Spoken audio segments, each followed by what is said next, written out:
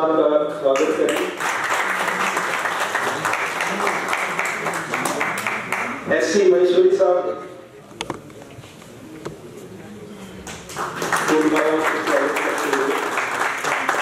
Thank you sir. SC विकास रोडवा साहब, स्वागत करेंगे। एससी अशोक चोपड़ा साहब, मैं निवेदन करूंगा एससी साहब, एससी गुरेजा साहब से सर मंच पे आए और हमारे रिटायरिंग ऑफिसर्स का स्वागत करें। Thank you sir. एक्शन साहब, समरवाल साहब, सर प्लीज मंच पे आए और रिटायरिंग ऑफिसर का स्वागत करें।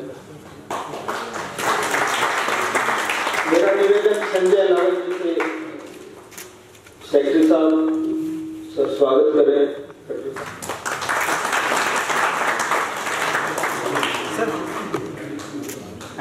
हमारे एक्शन साहब अनुराग जैन जी सर मंच पे आए और मैं बाहर का क्लिप में ऐड नहीं कर सकता। मेरा निवेदन नीरज रंगा जी से,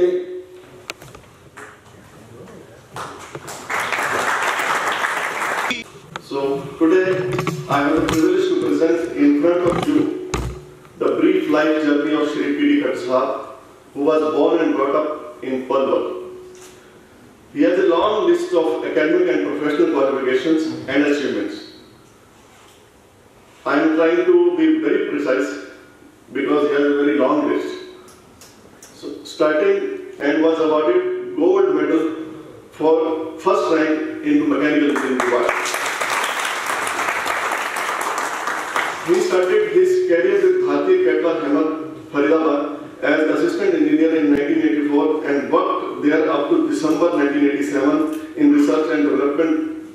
Further, he joined HSCV, our department, erstwhile HSCV, on 11th December 1987 as JE at Faridabad Thermal Power Station. He was promoted as assistant engineer on 4th of Feb 1991 and joined at PTPS Unit 5 in Group D. He passed his boiler operation engineer certificate exam in January 1986. He passed MBA in operations management in year 2001 from IGNOU. My association with Khattar Sahab started from this very point when he was doing MBA from IGNOU. He was promoted as AWE on 20th April 2004 and XN on 11th December 2007. He passed Energy Manager Certification exam from Bureau of Energy Efficiency in the year 2015.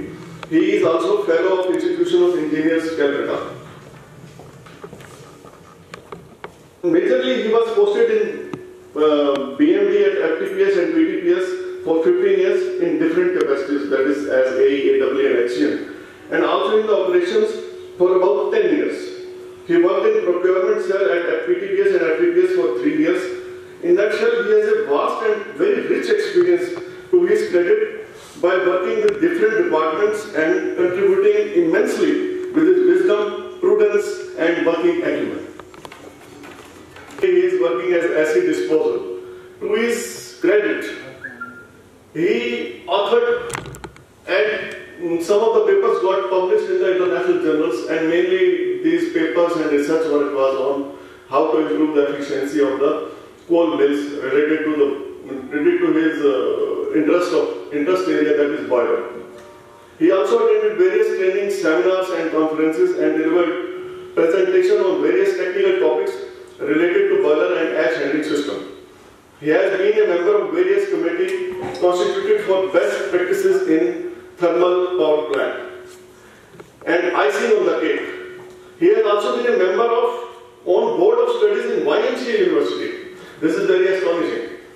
Faridabad in mechanical engineering, both for undergraduate and postgraduate courses.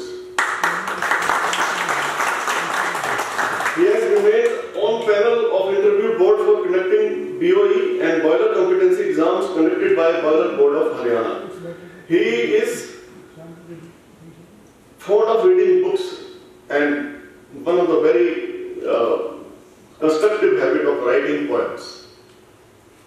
His Now on his family front, his wife Srimati Sangeeta Khattar is MA B.Ed and is working as lecturer in mathematics in government school under Haryana Education Department. He is blessed with a son and a daughter. His son is computer engineer working with multinational company named Deloitte, and his daughter is finally a student of B.Tech Computer Science Engineering. As I always told you that as he is fond of reading books, and one of my meetings with Khattar Sahab told me that he is also keen to play harmonium, if he remembers correctly. But due to some work-related assignments, he could not do it. And I wish that he starts his musical journey after his retirement. जाओ छोड़ कर के दिल अभी भरा नहीं, अभी ना जाओ छोड़ कर के दिल अभी भरा नहीं, अभी अभी तो आए हो, अभी अभी तो आए हो, बाहर बन के छाए हो, हवा जरा महक तो ले, ये दिल जरा बहक तो ले, ये शाम ढल तो ले जरा, ये शाम ढल तो ले जरा, चराग जल तो ले जरा, मैं थोड़ी देर जी तो लूं, नशे के घूंट पी तो लूं, अभी तो कुछ कहा नहीं, अभी तो कुछ सुना नहीं, अभी ना जाओ छोड़ कर के दिल अभी भरा नहीं।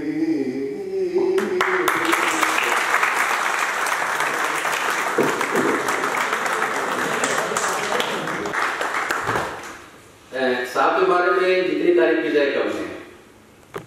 बहुत ही hard working, punctual, discipline, dedication, उनका जो डेडिकेशन है वर्क के प्रति, जितनी तारीफ करें वो कम है।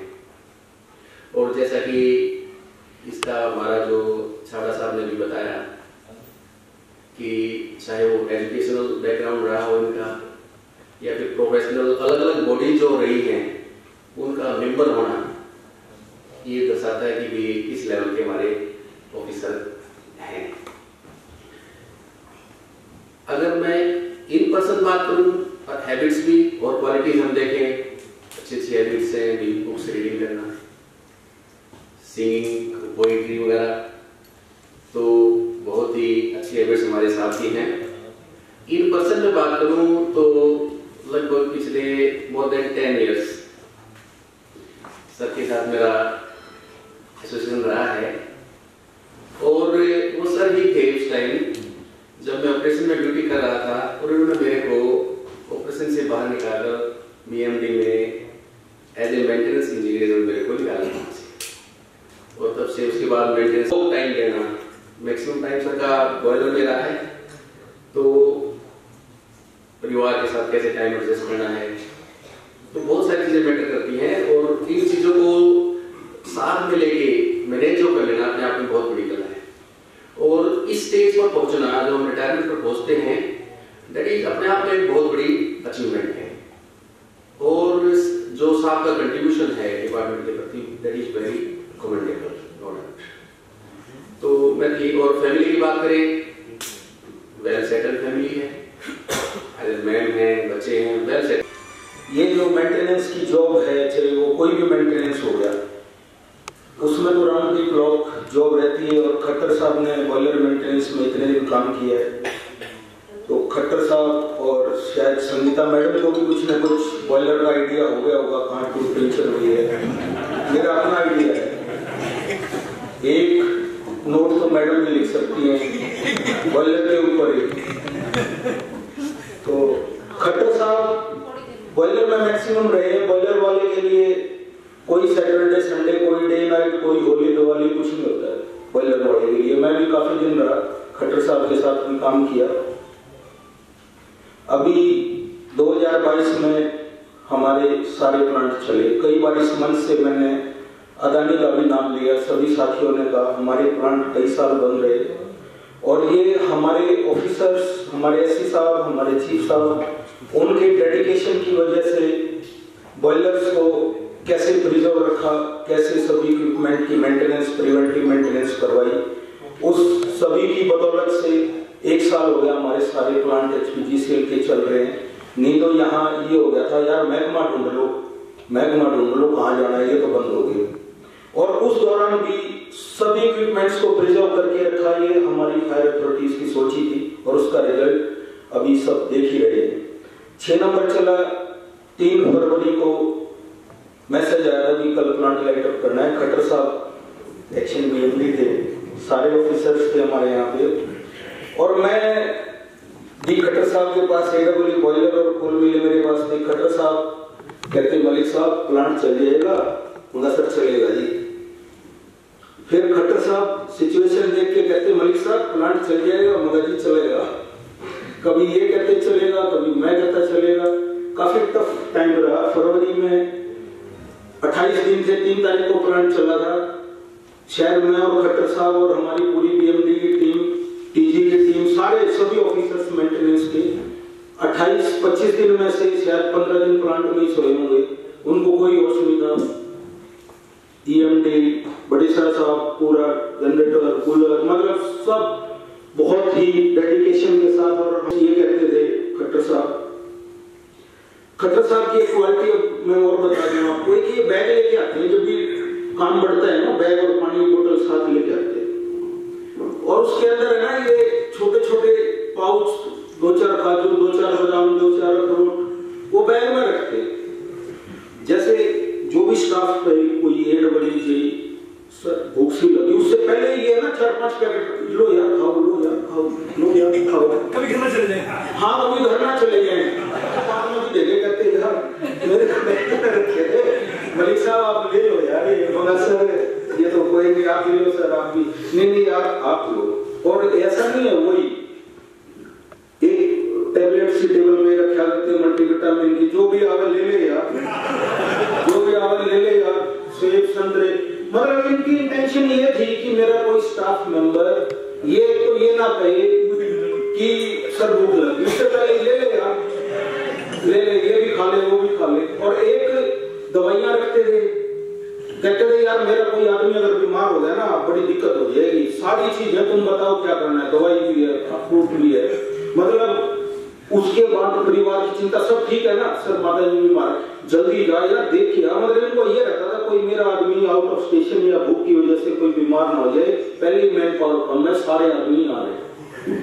तो ये स्किल खट्टर साहब की थी। अब साहब ने एक बार डांट मारी मेरे को, सबको दिन में डांट पड़ती है, मेरे को रात को 2:30 बजे मारी थी डांट। 6 नंबर कंट्रोल रूम में साहब खड़े, बॉयलर की ट्यूब लीकेज हो रही थी। मेरे को बोले शाम को 8 बजे करीब घर चला जा राजवीर, मगर हाँ सर चला जाऊंगा। और बोला सुबह आना है 9-10 बजे, रात को ना आ जाना।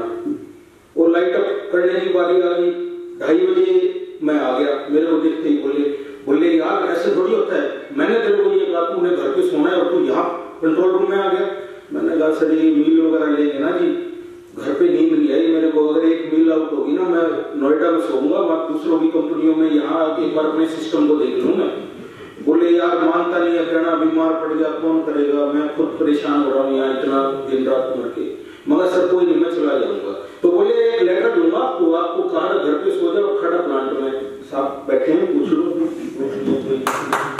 तो खट्टर साहब की देखो अप्रोच हमारे सारे ऑफिसर्स की ये रहती है, असल में सही नौकरी तो है ना, सही नौकरी ही मेंटेनेंस की नौकरी है। ना आदमी जा सकता बता के जाने के बाद भी अगर कोई कहे ना, मैं साहब कहते 5 बजे यहाँ से चले, मैं 9 बजे फरीदाबाद पहुंच जाऊंगा। अगर प्लांट चल रहे हो, प्लांट बंद हो, 9 बजे गए 12 बजे पहुंच कर देखा तो गाड़ी चलेगी तभी तो पहुंचोगे, फोन ही नहीं बंद होने।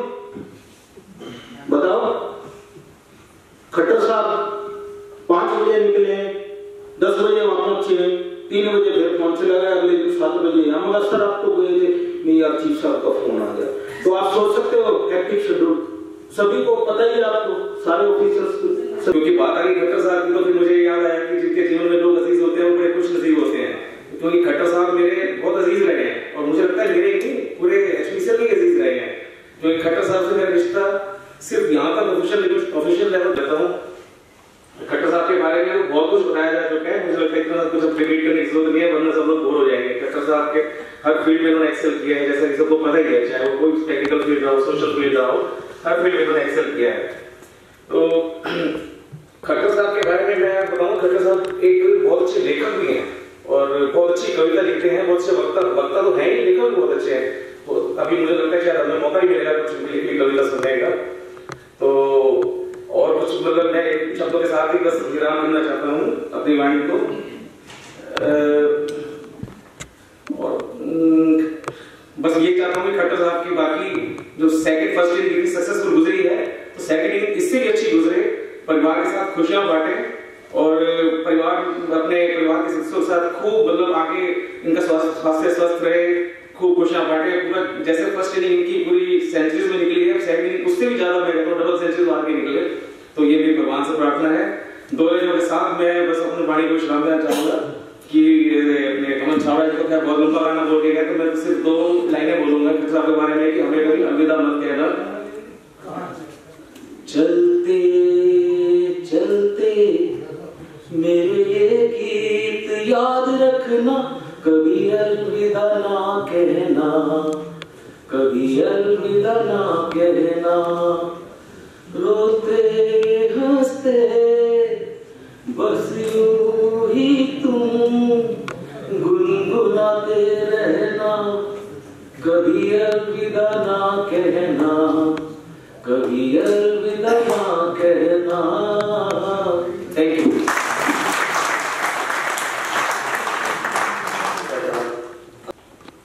खट्टर साहब के बारे में मेरे ख्याल से चीजें नॉर्मल जो हो गई हैं सबने बोली दी हैं। इनका जो शॉर्ट में मैं बहुत शॉर्ट में ना 2-3 चीजें जो मैंने इनसे सीखी है। जिस दिन मैं डे 1 आई ज्वाइन पीटीपीएस 95 में मैं यहाँ पे आया हूँ, और तब से ही हमारा एसोसिएशन यूनिट 5 में हम शिफ्टों में होते थे। मैं ए ग्रुप में, खट्टर साहब डी ग्रुप में।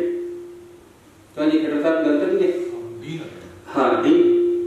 तो तब से ही जो है ना हमारा एसोसिएशन रहा है, और आज तक बहुत अच्छा एसोसिएशन रहा है। इनसे जो मैंने देखा सीखा, भावुकता क्या होती है वो खट्टर साहब जानते हैं, डेडिकेशन क्या होता है वो खट्टर साहब जानते हैं, मोरल वैल्यूज क्या होती है वो खट्टर साहब जानते हैं, फैमिली वैल्यूज क्या होती है वो खट्टर साहब जानते हैं। ये 3-4 चीजें मैंने इनसे सीखी है। डिटेल में जाएंगे तो बहुत लंबी चीजें हो जाएंगी। इनके डेडिकेशन का last to last just latest example अगर मुझे बताना, खट्टर साहब कहते हैं कि मुझे ना कुछ घर के काम है, कुछ करने हैं, लास्ट टाइम आ गया है, फैमिली को सेट करना है, घर के कुछ काम करवाने हैं। तो मैंने कहा खट्टर साहब छुट्टी ले लो। तो ये शायद अग्रवाल साहब के पास गए, तो अग्रवाल साहब ने कहा खट्टर साहब कोई बात नहीं, आपको जब छुट्टी चाहिए चले जाना, बाकी लंबी छुट्टी मत लो। तो सिर्फ इतना कहना है। दोनों मेरे ख्याल से सामने बैठे हैं, साहब भी बैठे हैं और खट्टर साहब भी बैठे हैं। 2 दिन बाद मैंने पूछा, मैं खट्टर साहब क्या हुआ, छुट्टी की बात करनी थी साहब से, कहते हैं बात तो की थी, साहब ने कहा यार नहीं अभी क्यों वो कर रहा है, और आपकी जिम्मेदारियां हैं इनको संभालो। तो ये लास्ट जो लेटेस्ट एग्जाम्पल है, ऐसे एक नहीं बहुत बहुत एग्जाम्पल मेरे सामने है। हमें एक्सेल यूनिट 7 में इकट्ठे रहे उस समय, और काम के प्रति ये इतने भावुक हो जाते हैं, इतने सब कुछ भूल जाते हैं। और इनका यहाँ तक पहुंचने का जो इनकी सक्सेस का जो सब लोगों ने, छाबड़ा जी ने बोला है, उसका सबसे ज्यादा अगर कोई श्रेय मैं किसी को देना चाहूंगा तो वो इनकी फैमिली को देना चाहूंगा। क्योंकि मेंटेनेंस का आदमी अगर दिन रात जागे, बगैर खाए बगैर सोए अगर वो काम कर रहा है, वो उसका डेडिकेशन है। और उनसे ज्यादा डेडिकेशन उसका है। रात को 2 बजे अगर घर जाने हैं, ठीक है, वो अलग तब वो जाके खाना खाएगा। और वो जो फैमिली 2 बजे तक उनके लिए जाग रही है, इंतजार कर रही है, तो उनको मैं बहुत ज्यादा मतलब वो, क्योंकि मेरा ऑलमोस्ट एक्सपीरियंस खट्टर साहब के जैसा ही मैं ज्यादा जो डेडिकेशन और वो कोई डिजर्व करता था वो उनकी फैमिली डिजर्व करती है, जिन्होंने इनको सपोर्ट किया हर ऐसे टाइम में। जहां जहां पे लास्टली यूनिट 6 में जब खट्टर साहब आए, आज तो चलो मैं भी यूनिट 6 में हूँ, जैन साहब बैठे, वो दिन रात कहाँ भागते हैं मुझे नहीं पता, लेकिन जिस दिन खट्टर साहब यूनिट 6 में वापस आए थे वो क्या टाइम था, हमारे साथी कितने परेशान थे, खट्टर साहब कितने भावुक, एक बार तो ना मेरे सामने इतने भावुक हो गए, कहते जी क्या होगा ये कैसे चलेगा, मैं कहा खट्टर साहब हाँ हो ये चलेगा।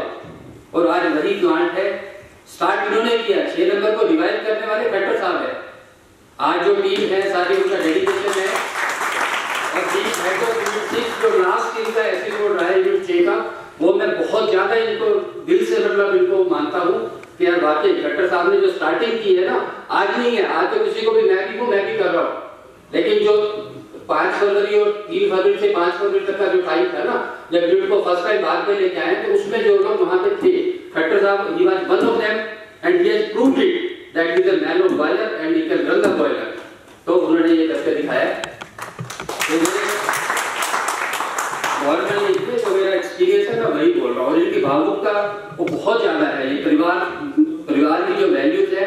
आज हम लोग सब लोग बैठे थे, साहब के बाद चाय पीते थे, तो मेरे साथ साथी लोग भी अगर नहीं बोल पाए तो उनके जहाँ पे भी मैं बोलता, बट वी लर्न, हमने 1 घंटे में जो अपने खट्टर साहब के अंदर देखा, इनके 2 पीढ़ी की ये अपने गाथा, एक उसमें 4 लाइन में अपनी 10 पीढ़ी की गाथा जो है ना, हमें तो पता नहीं, मुझे दादा का नाम याद है, उससे पहले का तो मुझे पता भी नहीं कहाँ गया है, लेकिन इन्होंने कितनी गहराई में, इसका मतलब परिवार के प्रति, इनके फैमिली के प्रति, उनके बुजुर्गों के प्रति इनके मन में क्या रिस्पेक्ट, क्या भाव रहा होगा, हेड्स ऑफ टू इट, बहुत ही बढ़िया मतलब वो है। This is moral value, family value, सब कुछ जो है डेडिकेशन, काम तो सब कर रहे हैं, लेकिन इन्होंने काम भी किया, साथ साथ अपने परिवार को भी संभाला, अपने पूर्वजों को भी संभाला, और पूर्वजों ने जो इनको दिया ये उनकी भी देन है कि आज ये अगर इस मुकाम में है, ठीक है, बहुत छोटी सी जगह से आए, छोटे से सिंपल परिवार से आके पलवल जैसी जगह से, अगर आज हम बात करें, बताया ना अभी छाबड़ा जिले का है, पलवल में हुआ,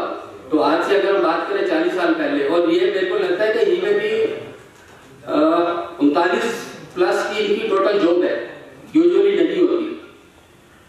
18 साल की उम्र में जॉब करके आज 58 के ये बोले, तो 40 साल इन्होंने नौकरी करी है, 40 साल किसी आदमी नौकरी नहीं करते यूजुअली, तो इतने कम से उठ के यहाँ तक आना बहुत इनका स्ट्रगल है, डेडिकेशन है, और इन सब के लिए मैं इनको अपनी तरफ से बहुत बहुत बधाई देता हूँ, और आने वाले टाइम में इनके अच्छे स्वास्थ्य के लिए और जो इनका इंटरेस्ट है वो काम करने के लिए, अगर वो मौका नहीं मिला, खुल के नहीं मिला, राजवीर जी ने एक बात कही थी हाथ देखने वाली ना, तो मैं बाई चांस ना ऐसे ही बैठा था खट्टर साहब के पास, मैंने कहा खट्टर साहब आप हाथ देखते हो कुछ,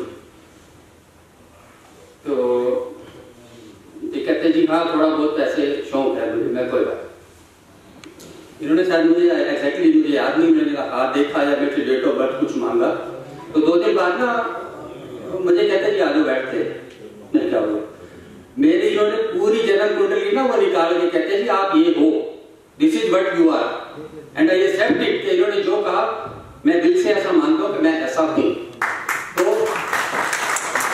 ऐसे कहता जी मैंने बहुत, इन्होंने पूरी वो लिख के लाए थे ये दिस टाइमिंग दिस, तो मैंने तो कैजुअली ऐसे मुझे लगा कि यार चलो कोई भी जैसे शौक होता है ना, ये हम लोग थोड़े से भावुक कैसे होते हैं, तो वो मैंने जब देखा ना इन्होंने जो मुझे कहा, कहता है जी ये है, तो मैं इनकी बहुत अच्छा लगा मुझे कि मैंने क्या, मैं तो कैजुअली कह के भूल गया, और इन्होंने इतना काम किया, कहते हैं जी मैंने रात को बहुत देर तक मैं लगा रहा, इस पर मैंने ये किया, मैंने वो, जो भी वो उनका फील्ड है, तो ये इनके जो शौक है बहुत अच्छे हैं, इनका स्वास्थ्य आज भी कोई कहता नहीं अच्छे है, इनको देखते हैं ना, इनकी पर्सनैलिटी को देखते वैसे ही हमें तो जलन होती है।